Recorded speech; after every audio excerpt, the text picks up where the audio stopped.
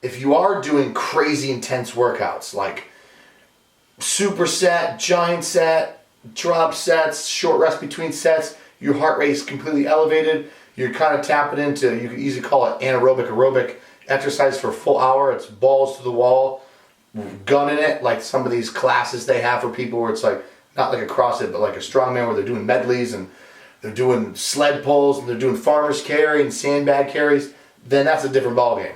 Then post-workout and pre-workout nutrition becomes even more important.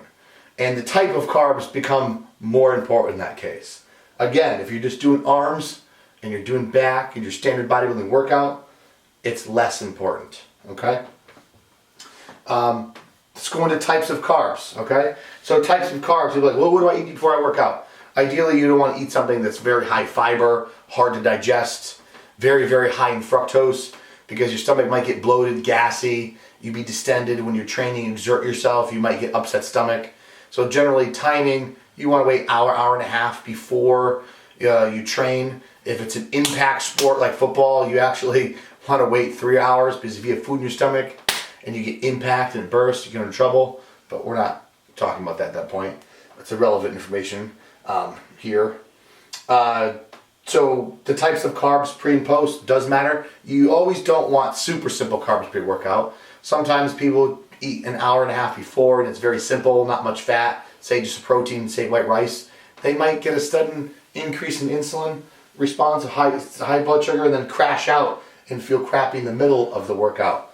So it's good to have a kind of like a blend of carbs, or you add a fat to that meal. So you could do a simple carb pre-workout with a little bit of peanut butter, add a fat and a protein, so it's a complete meal. Just go easy in the veggies. Don't eat like 2 cups of high fiber carbohydrates pre-workout. That might become a problem for you. Post-workout carbs, generally people use simple carbs. The thought process is you want to do a 4-to-1 ratio from protein to carbs. It has like the fastest gastric emptying from protein to carbs to help replenish glycogen, spike insulin, increase protein synthesis, get the response going, the healing. Again, if you're weight training once a day, if you get out of the gym and you're doing chicken and rice, vegetables, it's really not going to equate to a huge difference. I know me and a lot of guys out there who prep for bodybuilding shows are eating real food post-workout. I have for years for many of my shows. I have never felt a difference. I remember I used to get out of the gym sometimes and do steak and sweet potato and a salad when I was 3 or 4 weeks out. So hungry. And at that point, your body's just a furnace burning through everything. Nothing really bothers your stomach at that point. So, but performance-wise, I didn't notice a substantial difference if I changed that to a whey shake and say cream of rice. Now, if you're in the off season, you have trouble eating, obviously post-workout, doing a shake and something digesting that's really digests really fast, cream of rice, cream of wheat, or Pop-Tarts, all these Rice Krispie treats, or carb powders, all these crazy things people use, might be more suitable. Now, the downfall of using foods that are very high glycemic, digest very fast, spike insulin post-workout, in a scenario like here or here, so if you're doing 90 grams of carbs, something fast digesting, you're going to get a huge spike in insulin. And then you got nothing here to fall back on. So you might go hypo in here or not feel very good.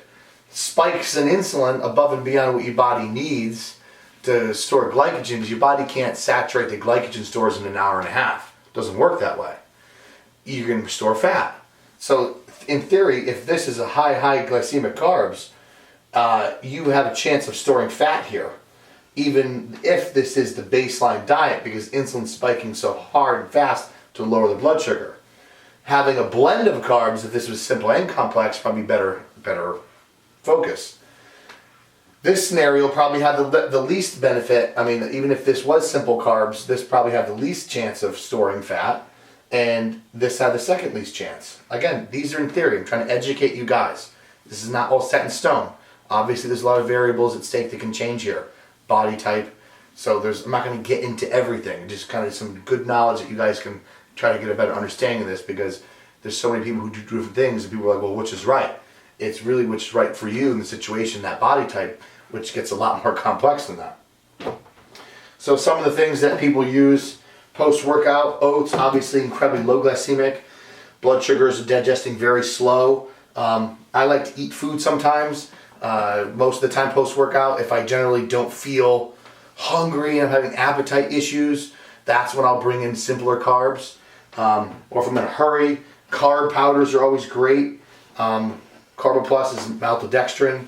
It's a complex carb broken into smaller chains, so it digests and absorbs very, very fast. Not complex like this, but digests great. Spikes insulin. This would be a good choice if you don't have an appetite and you're kind of following the lines of here and you want a fast digesting carb. It's easy, quick. It's not perishable. Obviously, you can put it in your car.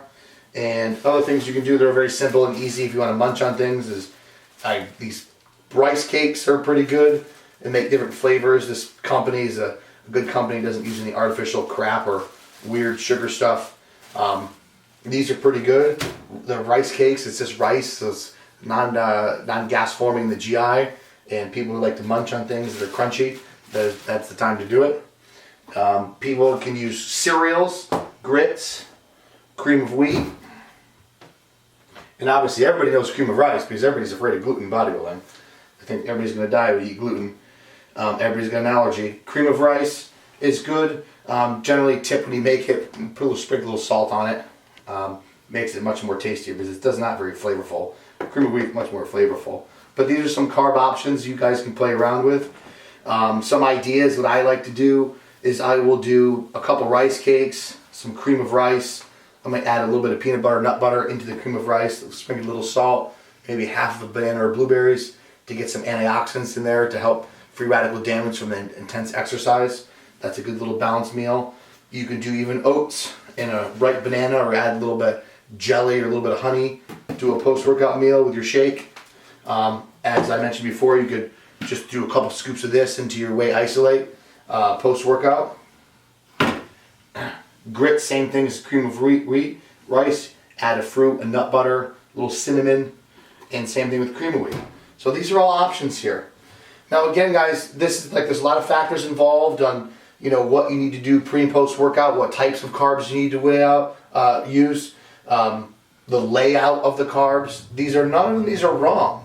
You just kind of find out what adapts to you. And obviously, if you're training at night versus during the day, if you're training at night, in my opinion, it's a mistake to pre and post workout high carbs before you go to bed. Have no carbs all day long, because now you're really depleting yourself all day long.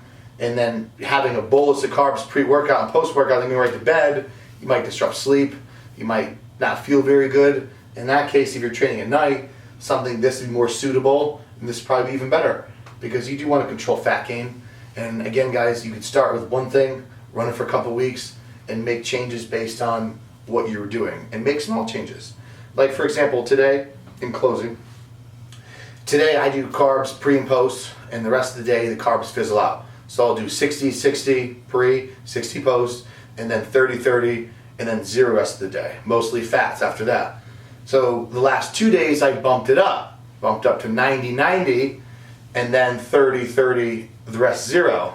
And the last 2 days my weight has been the same, but I feel better in the gym, fuller, and more stamina, more energy, and actually less appetite.